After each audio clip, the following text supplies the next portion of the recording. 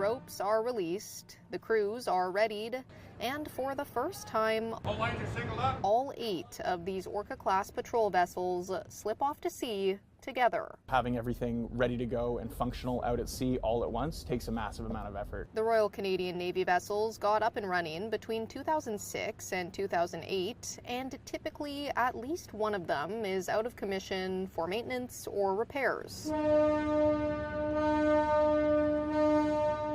The engineering department has been working pretty much day and night for the past couple of weeks, trying to get everything set up and get all those ships on the water. You can think of the Orcas as bikes with training wheels, operated by trainees at CFB Esquimalt. Midships, steer 305s. Under the watchful eyes of more senior Navy members. We do this with the Orca-class vessels as training because they're smaller platforms and they're very maneuverable. Today's task: for the first time, all 8 Orcas are going out to sea to take a photo all together. We'll get to the photo op in a moment, but first, the work happening behind the scenes to get camera ready. They're going to be doing close quarter maneuvers to arrange themselves into a nice shape and do some practice of seamanship and navigation and working together in order to create a bit of a display for the imagery. It takes a lot of effort and a lot of people to be picture perfect. There's one person that is the brain of the person who drives the ship.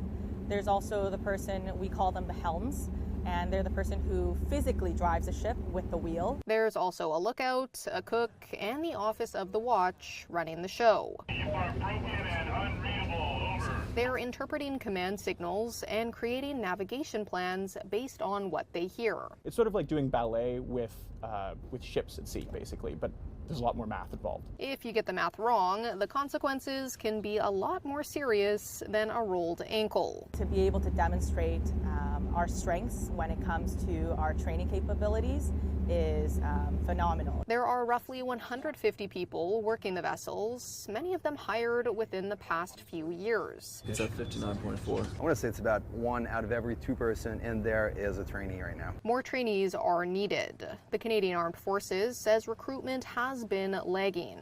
As of late last year, the force had roughly 87,000 people compared to a target of 101,000. We're lacking funding, we're lacking personnel, but the people that are in right now with the tools they're given do everything they can to make things happen. This is what they made happen on Wednesday. 8 vessels getting cozy on the waters off Esquimalt. A photo op preparing Navy members for real-world scenarios. If you want imports and exports, you need a safe seafaring ability, right? You need ships to be able to go from one place to another and stay safe and be protected. It's really important to train like we fight, so to be prepared, we conduct these exercises to ensure that all of our skills are at its top peak.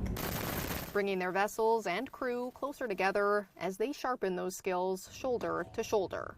Anna McMillan, CTV News, East 10. near CFB Esquimalt. 10-4, we'll answer.